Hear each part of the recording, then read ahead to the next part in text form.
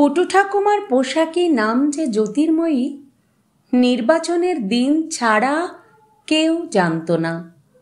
গ্রীষ্মের দুপুরের মতো শূন্য সিঁথির বৈধব্য নিয়ে কত মায়াবী সকাল মুছে যায়, কেটে যায় কত নিস্তরঙ্গ ভোর।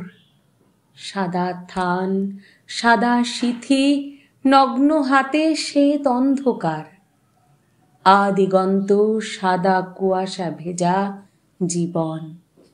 তবুও পুটু ঠাকুমার রং ভালোবাসত। রঙের টানাভরণ দেখে নিশ্চিন্তে বলে দিত, বোধহয় বর্ষা এসে গেল।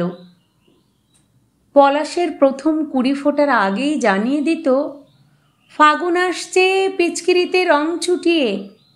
এমনই মনোরম একজোড়া চোখ ঠাকুমার। ওপাড়া থেকে নন্দু এসে বসত ঠাকুমার দাওয়ায়। অন্ধ ছেলেটির চোখে শুধুই রাধার নীলাম্বর, কিংবা মৃত্যুর মতো কালো এলো চুল। নন্দু জানতে চাইতো, অশোকে কুড়ি ধরেছে ঠাকুমা? গন্ধ পাচ্ছি, যেন আকাশে রামধনু নেমেছে মহুয়া বনের দিগন্তে। কৃষ্ণচূড়ার ডালে বসেছে সেই পদভোলা নীলকণ্ঠ পাখি। নন্দু গান শোনাতো ঠাকুমাকে। আছে সে নয়ন তারায়, আলোক ধারায়, তাই না হারায়। ঠাকুমা ভাসত চোখের জলে। আলোক ধারা যে চোখে দেখলি না বাপ, দেখলি না কালো মেঘের কোলে সাদা বগ ভেসে গেল। তুলি খুঁজে পান না যামিনী রায়। নন্দু জেদ করত, এবারে দোলে কিন্তু একটা পিচকিরি কিনে দিতে হবে। সেনাই দিলাম, কিন্তু রং দিবি কাকে? তোমাকে, রঙে রঙে ভিজিয়ে দেব তোমাকে।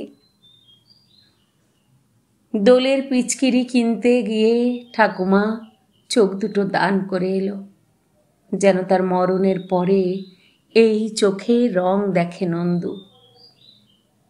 জায়রা বলে, করছো কি? পরের জন্মে যে কানা হয়ে জন্মাবে। পুটু ঠাকুমার হাসিতে ঝিলিক মারে রং বাক্সের পৃথিবী। তারপর অনেকগুলো দিনের পর নন্দু পুটু ঠাকুমার চোখে আকাশ জুড়ে রামধনুর খেলা দেখে, আর পড়ন্ত বিকেলের নিকেল করা মোমবাতির রং। ও, বলতে ভুলে গেছি, এখন ওকে নন্দু বলে ডাকলে খুব রাগ করে।